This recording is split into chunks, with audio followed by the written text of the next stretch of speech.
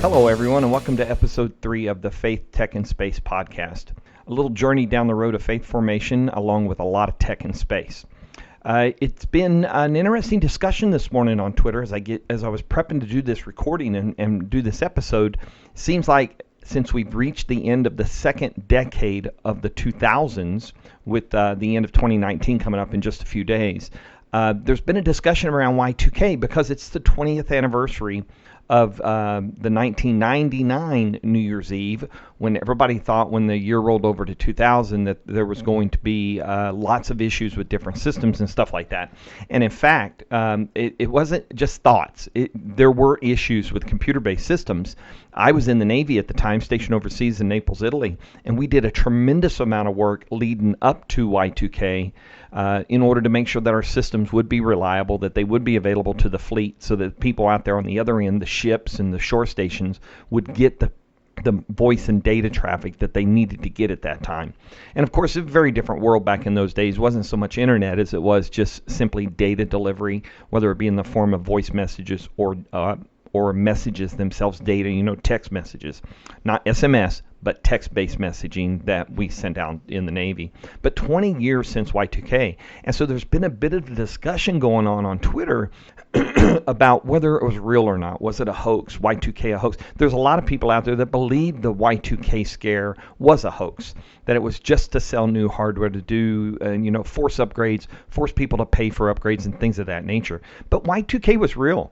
The threat to systems, because they had been programmed to use a 2-digit year as we approached, because remember in 1900 we didn't have computers, right? So 2-digit years were not an issue. But as computers came along in that time frame, you had many of the systems were programmed to just reflect a 2-digit year. It didn't take into account the century. So like 1971, it would just look at 71 as the year. So the problem with Y2K is you were going to roll over to 2000. Four digits, right? 2000. So without that identifier to say a 4-year year and includes the century now, i.e. the 20, then systems would roll back to 1901 and it would cause all kinds of havoc and stuff. Well, a lot of work. In fact, in my Twitter feed when I shared this morning, a lot of people discussing the fact that Y2K was a tremendous amount of work, and the reason why it wasn't such an issue is because of that work. It wasn't that it was a hoax or fake or anything like that. It was because the work was put in to minimize the impact that this had. Lots of testing of hardware, firmware, software, all that stuff. And in fact, it's why we went through Y2K fairly unfazed, because of the work that went into it ahead of time. So it's just an interesting perspective as we're at that 20-year anniversary of the New Year's Eve of Y2K. So what would have been December 31st, 1999. All right, so let's talk a little bit about what's going on with me with faith and faith formation. We are on a bit of a winter break. Online, we wrapped up our philosophy class a couple weeks ago. I garnered a B+ in that class. I'm very, very happy about that. Our next online class, which I've already registered for, and we start in mid-January here in a couple weeks, will be sacramental theology. So that will be the study of the sacraments of the Catholic Church. And what we will study is the historical aspect of them, the scriptural basis for them, the church teachings around them, and how it has come through the years of the 2,000 years of the church. The other aspect of this class that we will take on is the actual rites, the process of doing these sacraments. Now deacons, permanent deacons, don't do all sacraments. We can't say the Mass, we can't hear confessions, we can't do anointing of the sick. However, we can do baptisms. We can do weddings outside the Mass. We can also do, baptisms, weddings, funerals. And we can also do funerals outside the Mass. So deacons are able to do many of these rites, and that's what we'll be studying for the next 12 to 13 weeks in our next online class, Sacramental Theology. Recent classes locally, which we continue to have an average of about one a month, is in December. We wrapped up with our first homiletics class. Homiletics is about the process of giving homilies. Some would call it preaching. But homilies are a little bit different because they're intended to not just be a one-way discussion. It's intended to be kind of a give folks something to think about, to look at, to examine, and apply to their lives and see how it might impact their lives. So homiletics, our first class of this year, and we've got a couple more scheduled this year, 2 or 3 more at least. We had our speaker, our presenter was a member of Toastmasters International, and she provided us all kinds of great background about public speaking. We did a couple very unique exercises in order to kind of think on our feet, which was really insightful. And now with those tools, we will now not do another homiletics class for a couple months, because what we have coming up in January and February is canon law. Now, canon law is huge. The new canon law is about 2,000 pages, and canon law is our church law, right? It's not like civil law. But it pertains to the church and how the church handles different situations. So we will do some studying on that over the next couple of months, and then I think we have a church history trip and a church history class here in Florida church history, before we have more homiletics classes and stuff like that towards the end of the year. Now, for those of you who might be curious, I've got a link in the show notes to the United States Conference of Catholic Bishops and their webpage about the permanent diaconate.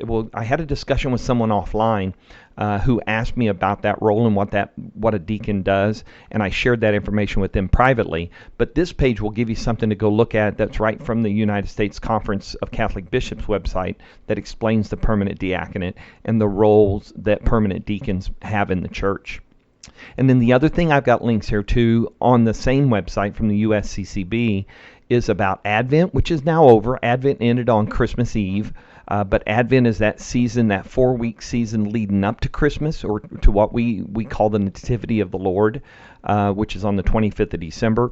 And now we are in the Christmas season in the Catholic Church. So after the 25th of December, whereas a lot of the secular world takes down their trees, take down their decorations, the Catholic Church observes a period of time called Christmas time, and it goes until the 12th of January. So, for instance, today is Sunday, the 29th of December. We celebrated the Feast of the Holy Family. Next week we will observe the Epiphany of the Lord. That's the visit of the wise men to the manger in Bethlehem. And then the final Sunday of Christmas will be the feast of the baptism of the Lord. And then we will start what's called ordinary time the day after that, the 13th of January. And we'll be in ordinary time for about 5 weeks or so before we begin Advent. But we'll talk about Advent Lent, the season leading up to Easter. So we'll talk more about that in a show closer to that time frame. So a couple links there for you to read to understand from my perspective as a Catholic how we approach the season of Christmas as well as the season leading up to Christmas. But I appreciate all the support. I really do. There are 8 of us total in my cohort in this first year group of aspirants for the permanent diaconate. And if you do pray, we appreciate your prayers most certainly as a group, as a cohort, as we continue through this journey. All right, let's talk a little bit tech, right? So we're in a lull right now when it comes to tech, when it relates to Windows Insiders, for instance. So let's talk about where we're at when it comes to Windows Insider. So a big thing happened a few weeks ago, and that was that, so Microsoft for a while had been releasing builds to both the fast ring and the slow ring, the same build, right? So we had build 19035 head into the fast and slow ring. Let me check my numbers here, and then I will. So we had 19035 that went into both fast and slow. That happened the first week of December. And then 6 days later, Windows 10 Insider Preview build 19041 also went into the fast and slow ring. And currently, that is what is in the slow ring. But then, 6 days later, about a week later, Windows 10 Insider Preview build 19536 went into the fast ring. And so this is the new setup now. So the deal with build 19536 moving forward in the fast ring is this is basically Windows 10 version next. So this is, or for short, VNext. That's what I called it in the write-up I did on WindowsObserver.com to kind of explain this and what's going on. So what's happening is you got 19041 in slow ring. That is basically 20H1. That is going to be the first release of 2020. We don't know when that release will be. We think they're really close to final build. They have not formally announced final build, but 19041 doesn't have a watermark on the desktop, and they tell you in the blog post in the release notes that doesn't mean we're done. The big difference here is that's coming out of the Vibranium channel, development channel. So that Vibranium is the code name for Windows 10 20H1, the first release of next year. 19536 is coming out of the pre-release branch. So this is where the teams are checking in their latest code, the latest changes, and so these are much more bleeding edge builds. This is something people have been asking for. These builds are coming directly out of the active development branch of Windows 10, and so that's where new features will show up. But here's the big difference, right? Whereas before we've always been used to these builds leading to the next public release, this is simply Windows 10 VNext, whatever version that might be. It will see new features, it'll have new features released, it'll have new features removed, and it'll be a test platform, a true test platform. And then at some point down the road, after 20H1 is released out of the slow ring and goes into the general availability, then we will see if Microsoft's ready to release their next feature update or cumulative update or whatever it's going to be. They will take and branch off of the pre-release branch that's currently in fast ring, and they will move that into the slow ring and in the branch that will be projected to become that next feature update. Now in 2020, we expect that to be 20H2. We expect that to be released sometime in the fall. Typically September, October timeframe is what we typically see on the schedule. So that is the new change. So fast ring is bleeding edge, or as bleeding edge as we can get, because it's coming directly out of the active development branch. And then slow ring will be the stable build, will be the projected release for the next feature update. Right now 20H1 is in slow ring, and Windows VNext is in fast ring. So I suggest you sort out your devices. I've taken this time down period over Christmas and the holidays where I'm not working, and I have sorted out my test devices, and I have 2 on slow ring, I have 2 on fast ring, or I'm sorry, 3 on fast ring, and that is going to be my test bed, and that's how I'm going to kind of approach the builds from here on out. And then as things move away, I can shuffle the other devices out of slow, pick up fast, and then pick up the branch off that they do for that. So lots of changes there. Go read the post about 19536. I've got a link in the show notes so you can go read a little bit about that build and what it is and what it's the concept behind it is. You can also go read my Windows 10 VNext Testing Begins post on WindowsObserver.com, and that has some background on it as well, and my take on how we're approaching this new change in the Insider program. Also in the Insider stuff, Windows 10 Software Development Kit build 19035 came out, and then 19041 came out after that a week later. So the latest SDK is 19041. That's for Windows 10 20H1. And then Windows Server VNext build 19035 came out. That's released about every month. That is where we stand with all the preview builds of Windows 10, whether it be server-side, Software Development Kit, or Windows 10 Client. Edge Insiders. So this is the next step. So everybody knows with Edge, we talked about on the last show, the announcement was made that the Edge team, Microsoft, is targeting mid-January for the release of the public availability of Windows 10, of Microsoft Edge based on Chromium. So we still don't have a good name to call it. I call it Edge, quote, parentheses, Chromium, or New Edge. Some people refer to it that way, or Legacy Edge, New Edge. So the latest builds are out. Let's see, Edge Canary is at 81.0.370.0.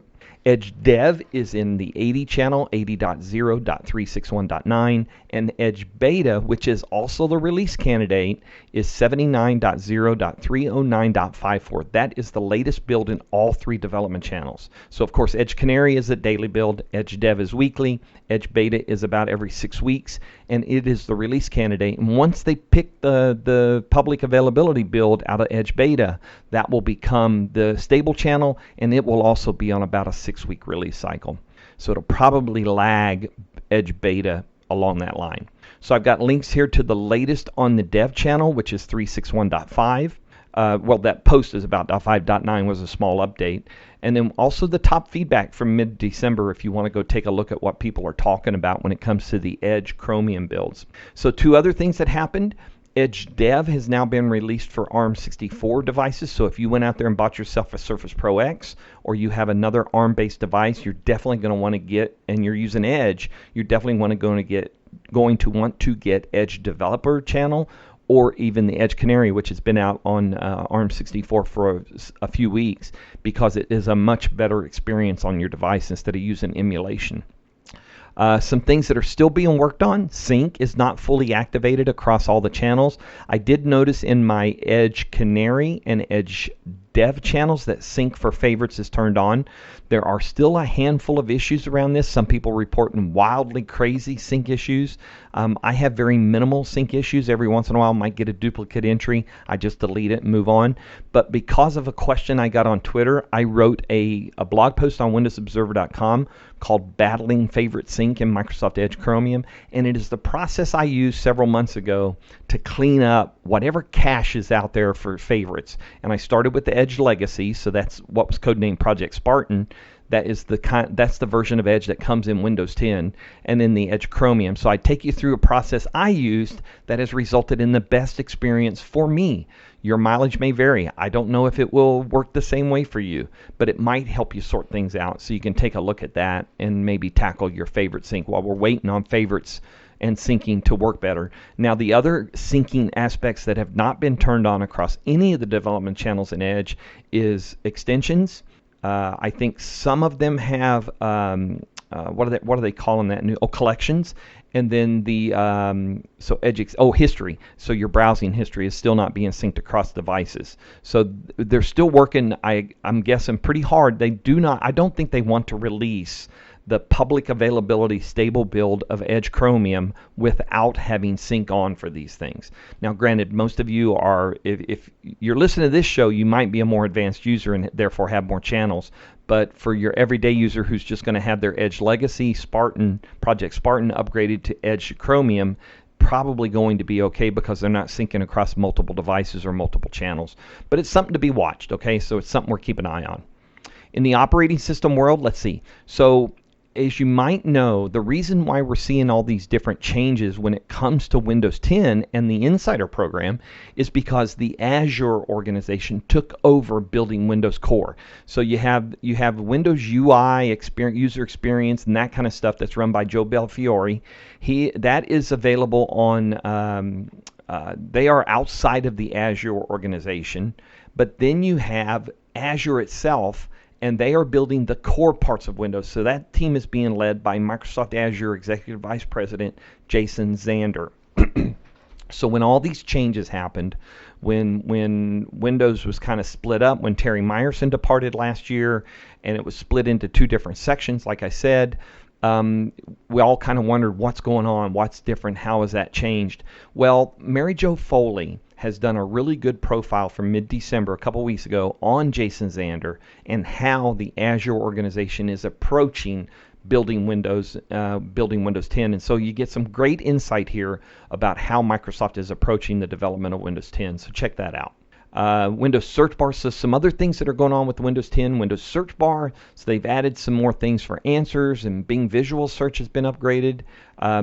We've got a lot going on this coming month. In just a couple weeks, January 14th will be here. That will be the final update, Patch Tuesday, for Windows 7 devices, unless you're a business that has subscribed and gotten the extended security updates, or you've got some other setup where you're getting those updates maybe through Azure because you're using Windows Virtual Desktop. They come with that as well, that version of Windows 7.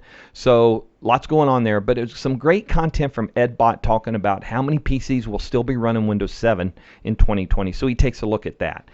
Here's what's going to happen to your PC on January 15th. Here's the reality. January 14th is Patch Tuesday. That's the final day of support. There will be one final batch of updates for Windows 7 devices, and then moving forward, there will not be any patches. Now, in the past, Microsoft has patched. They patched, I think it was Vista, or I can't remember who was Vista. They did do some patches for unsupported operating systems because they felt like it was a serious enough security issue to do that. But don't bank on that. for being your only source of support for Windows 7, because Microsoft is under no obligation after the 14th of January to support Windows 7.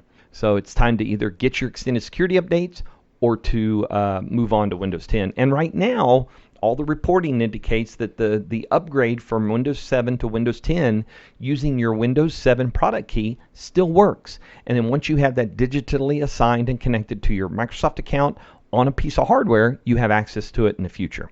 So you should be okay there. What else is going on? There were some reports that Microsoft Security Essential updates were not going to be included in the Windows 7 extended security updates. There were reports that Security Essential support was going to end on January 14th as well. If you don't know, Microsoft Security Essentials is the predecessor to Windows Defender and Windows 8, the antivirus, but they have come out now and clarified that they will continue to support antivirus signatures and malware signatures for Security Essentials on Windows 7 and supported Windows 7 devices. Other operating system news, Chrome OS. I'm telling you, if you haven't looked into Chrome OS, I have it running on a Chromebook here so I can keep an eye on it. And they really are starting to build out a feature set that makes it a very viable, low-end, entry-level system for folks. Still doesn't support something like, I'd love to see it support OneDrive kind of inherently. I don't think that's going to happen since it's a Google-based system. It's going to support Google Drive.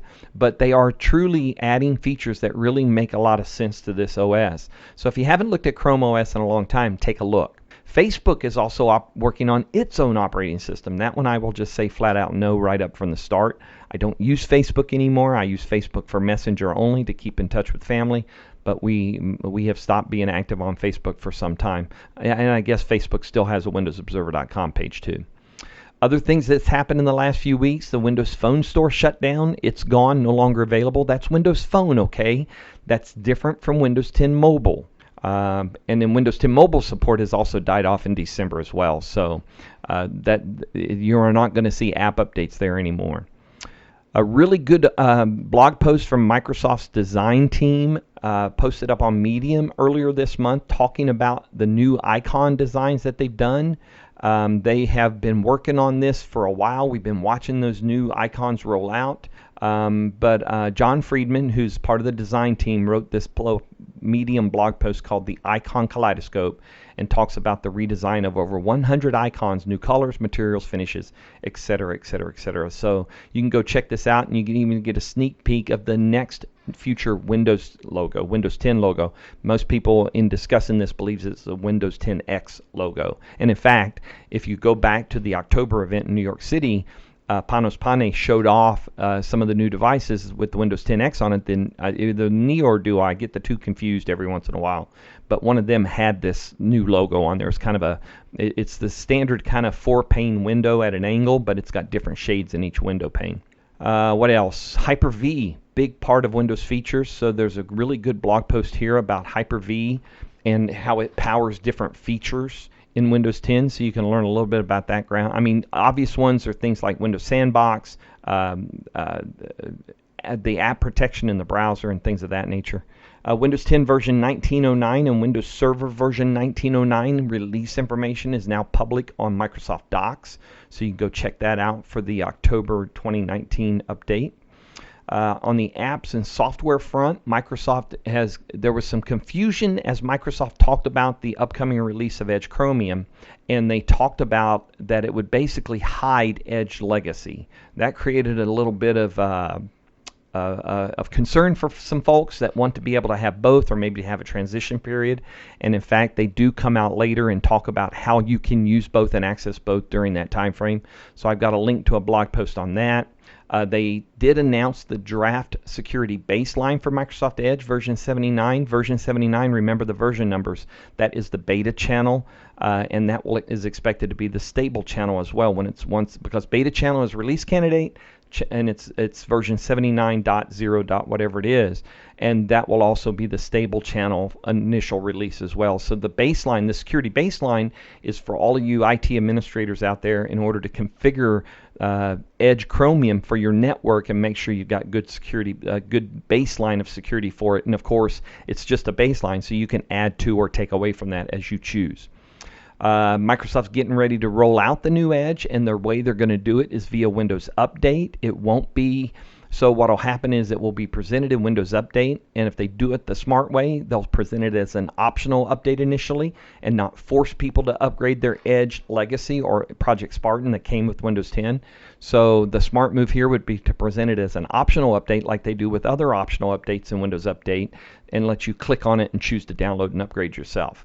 And I'm sure it's going to be available for separate download. Again, that's part of the idea, is that updates to Windows 10 will be able to, or to Edge specifically, will be able to be shipped at any time. And in fact, as we know, Canary Daily, Dev Weekly, betas every 6 weeks. So, and then stable build every 6 weeks once it's released. So that will be the new plan. They also want people to start building Edge extensions for the new one. Now we all know that Edge Chromium works with extensions that are in the Chrome web store. That's not a problem. And then of course Microsoft has curated their own collection of extensions that are in their own Edge Chromium extension store.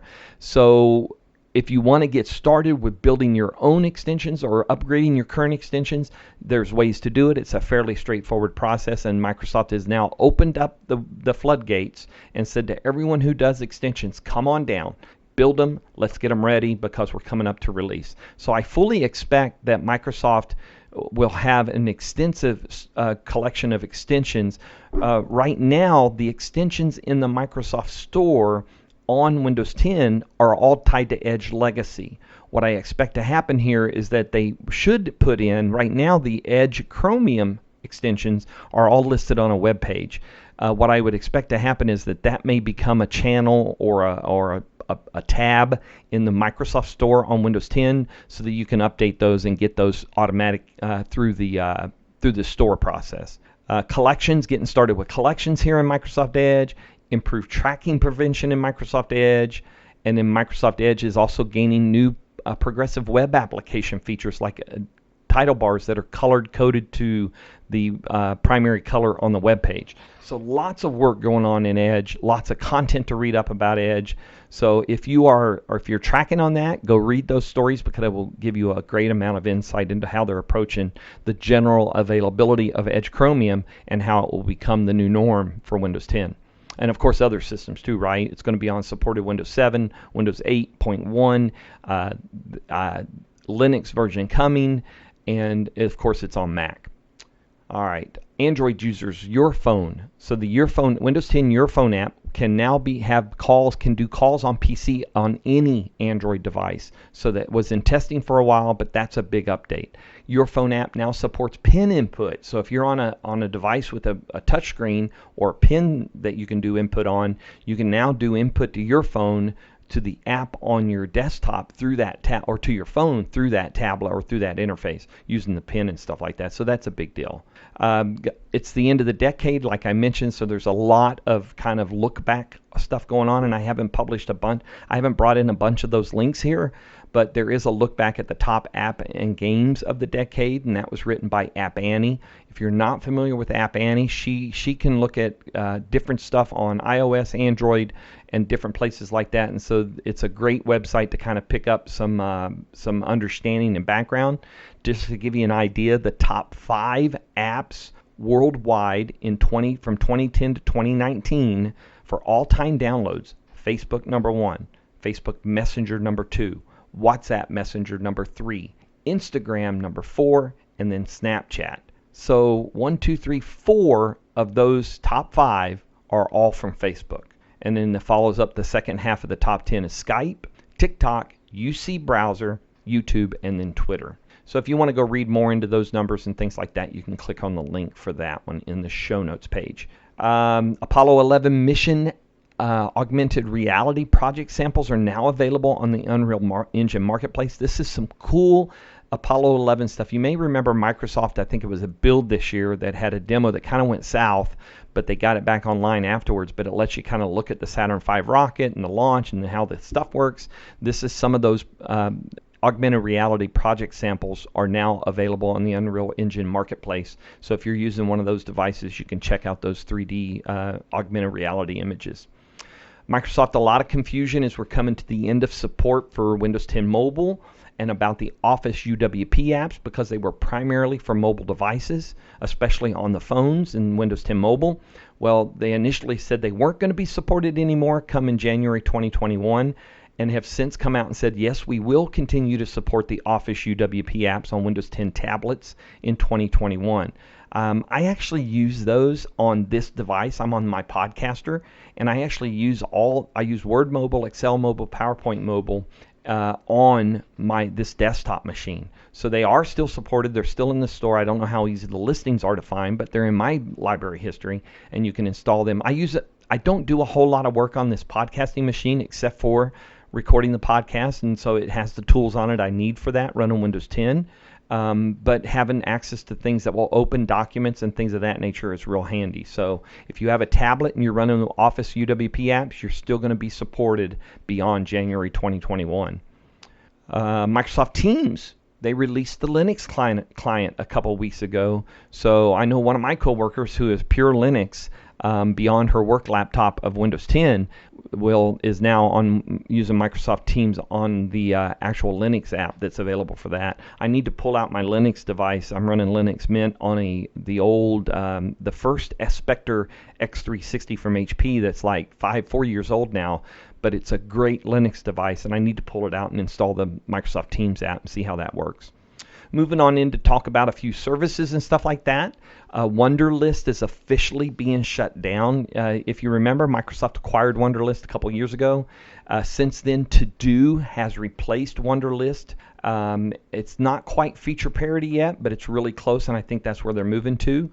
But the date of it is Microsoft To Do is the go-to app for lists and coordinating and stuff like that and collaboration. May 6, 2020 will be the shutdown date for Wunderlist. So that's about 6 months away, 5.5 months away. So if you are a Wunderlist user, it's time to make a move. That move Microsoft wants you to make is to Microsoft To Do. And it has gotten really good. I mean, Microsoft To Do early on was a bit of a challenge because it lacked a lot of features, but it has slowly picked up. While it might not be 100% feature parity with Wunderlist, it has gotten very close, and I think they're continuing to make that effort. I think their plans will have that very close on by the time the first week of May is here. If you want to look back at the Google Cloud Platform in 2019, I've got a link here to their cloud-covered look back. We heard that Ericsson is going to build its connected vehicle cloud on top of Microsoft's connected vehicle platform. So that's a big deal for Microsoft's connected vehicle stuff. Privacy is a big deal, and Google, who is not well known for their privacy efforts, did publish a blog post about how they put people back in control of their privacy, so I thought I would link to that. And then also a look back at G Suite over the last 2019 and where they're headed to look at that. And then Connected Home over IP. This is a new project that's Amazon, Apple, Google, and the Zigbee Alliance that they're going to develop a connectivity standard. So Apple's involved, Google's involved, Amazon's involved. This is huge because right now that is such a wild, wild west, depending on what plug you get, what smart home plug, smart home light, smart home whatever that you get might or might not be compatible across all these assistants and all these digital devices that are out there to control them.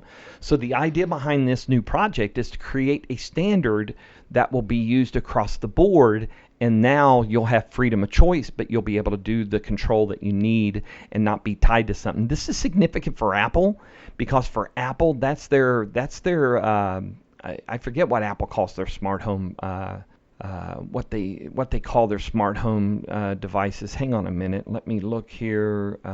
Do they call it Connected Home? Is that what it's called? And that's what the project is called? I'm not 100% sure. Let's see. It says, yeah, Connected Home is what they're calling the project. So maybe that's what Apple called. I'm not sure. I just think it's great that some big players in this field are coming together to develop an industry standard. That will be massive for the end user when it comes about. Spotify users in the U.S. can now play podcasts through Amazon Alexa. I've tried it. I've got podcasts on Spotify, including this one, and I'm yet to get Alexa to properly activate and play an episode of this podcast. Maybe it just takes some time, but it is available for you in your Amazon Alexa app if you want to connect. If you're already connected to Spotify, I think there's a separate step to connect Spotify for podcasts, which I have done. I've still not had any success in getting Faith, Tech, and Space to show up when I asked for it. Google's also done some work this year in their messaging app with verified SMS and spam protection. So they're making more effort to make it safer for you for your SMSing and stuff like that. Google Chrome, they've now integrated the compromised password list from Have I Been Pawned in order to tell you whether or not you are using a password that has been compromised before. And then the other big thing we saw from Google in the last few weeks is that they're starting to do what they call feature drops. So, they're out. I think their current model of Pixel is Pixel 4. And what they're starting to do is some of the features that were only on Pixel 4 initially are now being backported down to Pixel 3 and earlier Pixel devices. So if you like some of that stuff, you can expect to see that on the older models, which I think is great. It gives more longevity to those older models and give people choice there. And then Twitter and Facebook's race to the bottom. This headline just caught my eye. It kind of talks to the fact about the companies and their 2010s and how it went for them and how they were trying to put themselves in place in the chaos it created by the different methods that they took in the approach. So a really, really good read there if you want to understand how social media on Twitter and Facebook sites have both really not helped things out. Don't get me wrong, there is good to be had on those platforms, but unfortunately the negativity overrules that in many, many cases. Hardware-wise, Apple's new Mac Pro went on sale a few weeks ago. The top-end model, just in case you're curious, $52,599. That is what the top-end Mac Pro will cost you. This is the one that looks like a cheese grater. It's got the holes in the front panel. But I tell you what, looking at some of the take-aparts on this, like iFixit, the modularness of that computer system inside the box is pretty amazing. I would love to see PCs pick up a little bit of that modularness. Having been someone who builds PCs, that would be a tremendous upgrade in some cases of doing doing our own builds. The OnePlus 7T Pro 5G McLaren review, I talked about this phone last show. I'm really continuing to enjoy it. I just want to touch 5G. We don't have 5G in my area except for about 90 minutes away. I thought a couple weeks ago, since I had to take a trip up there, that I would get to see 5G on the phone, but it turns out there's a setting in the phone that you have to toggle on, so it will switch to 5G if it sees 5G. So right now, the greater Jacksonville area does not have 5G. They're still waiting on some of the TV stations to clear out of the 600 megahertz band, and then we should see 5G start to roll out. And of course, if the Sprint merger happens, this phone is built to take the Sprint 5G network as well. So that's that mid-range 2.5 gigahertz band, and we should be able to see that as well. T-Mobile's that 5G is on Google Fi now. Rich Woods from Neowin stuck his Google Fi SIM into the McLaren 5G, the 7T Pro, and it worked on Google Fi. So he wrote a story up about that. He's got his Surface Laptop 3 15-inch unboxing and first impressions, and not added in here for links, but he recently did the Surface Pro 7 and the Surface, what was the other one? Yeah, Surface Pro 7 was also in there, and his Surface Pro X unboxing and first impressions. And then there is a patent floating around that's talking about some Surface Book and Surface Pro changes coming. We haven't heard anything new on Surface Book since 2 came out and since the upgrade to 2 came out, but everything points to the fact they're going to do a Surface Book 3. I just personally, with seeing the performance of the Surface Laptop 3, I honestly don't know how many people use that detachable screen on the Surface Book. I barely ever use it. I know I'm a unique user, but I talk to many people, and a lot of people very rarely remove it. So if Microsoft knows those numbers, likely switching over to a full-blown clamshell might be the right move for them, and then start to beef up those internals and stuff like that. The PC is dead. Long live the cloud PC. This is ZDNet writing again. This is Stephen J. Von Nichols. And he writes about Linux and open source, but come on there, ZDNet, don't autoplay your video. So he is writing about the desktops being replaced by cloud-based PCs. And that's not unlike Windows Virtual Desktop, okay? But you still got to have a device to get that through. So the endpoints are not going anywhere anytime soon. Dawn of a Decade, the top 10 tech policy issues for the 2020s. This is a really good write-up by Brad Smith, Microsoft president, and he talks about those top 10 issues being sustainability, defending democracy, journalism, privacy in the AI era, data and national sovereign. Oh my gosh, I can't say it. Sovereignty. There you go. Digital safety, internet inequality, a tech cold war, ethics and AI, and then jobs and income inequality in an AI economy. So he writes about those and talks about each one. Let's see. Sale of Samsung Galaxy Fold tops 1 million units, and then shortly thereafter, Samsung has not sold 1 million Galaxy Folds after all. So the world of foldables and plastic screens still do not do very well. Again, I'm convinced that Microsoft and others who are looking at dual screens that are attached by a hinge, that interact with each other, and an OS that enhances that experience is the future of foldable devices. Foldable plastic screens are just not going to be durable, I don't think. But we will continue to watch and see what happens here, especially with Neo and Duo from the Surface line. In the gaming world, we heard the announcement, surprised everybody at the Game Awards, that the Xbox Series X, Xbox being the console, Series X being the model. Okay, that's how that works. That will be available a little less than a year from now, holiday 2020. So I expect that will be sometime in September or October of this coming year. Console versus cloud. We've got a new support site for Xbox. Stadia, Google Stadia is still trying to survive its very rough and unsettled launch. Not many games, older games available, while Microsoft's Project X Cloud keeps growing, and that continues to add new games. One of my favorite games, Forza Horizon 4, got a 72-player battle royale mode called Eliminator. A lot of fun if you like Forza Horizon 4 and you like the idea of battle royale. This is a little different approach to it, where you drive head to head and challenge people as the zone gets smaller.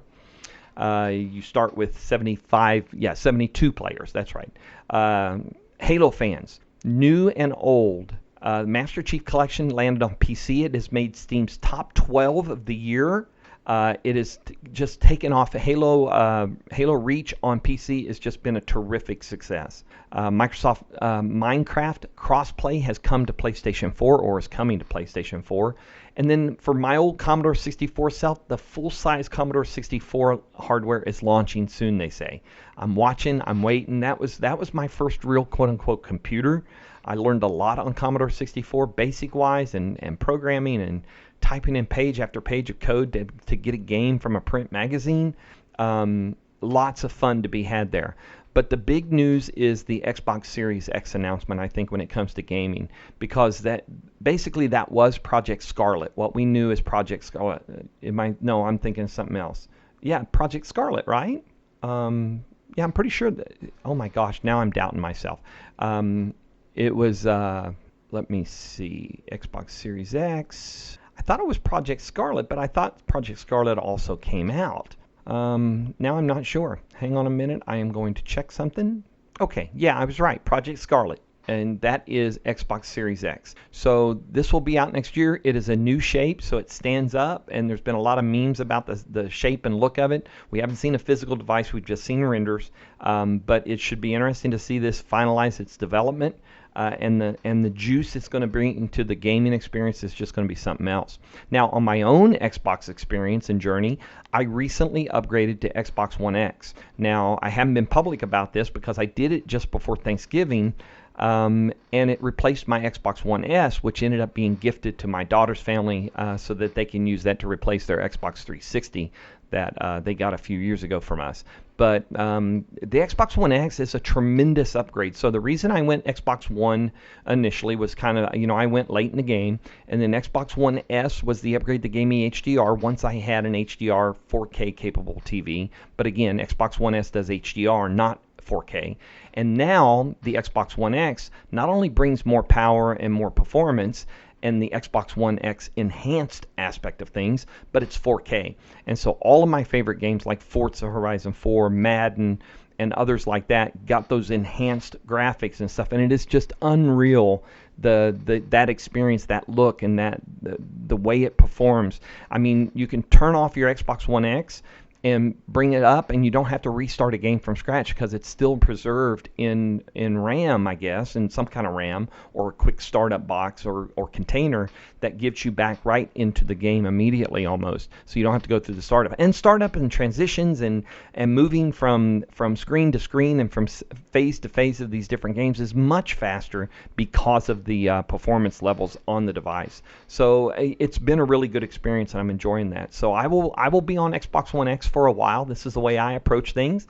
I do those generational upgrades late in the game. In fact, I got a great deal on the Xbox One X, and it came with the new Jedi Fallen Jedi game for $350 for Black Friday from Best Buy, and I had earned that money through blogging events that I did for the Best Buy Influencer program. So it was tax out of my pocket, and I had the upgrade. So that is what I am working on right now. Across miscellaneous tech stuff, phishing, some new updates about phishing from Microsoft, about how that has evolved over time, how Office 365 Advanced Threat Protection detects malicious URLs and email attachments, and how they prevent them from ever reaching inboxes. So if you want to understand how Microsoft has evolved this process, you can check that out. Microsoft Research, their 2019 reflection, and talking about how they've approached some of the quote-unquote technology's toughest challenges. And then Financial Times named Satya Nadella Person of the Year. There's no doubt that Satya has led the company to some great success, stock price, the whole bit, value of the company, et cetera, et cetera, et cetera. I know there are different takes on this from people depending on your perspective.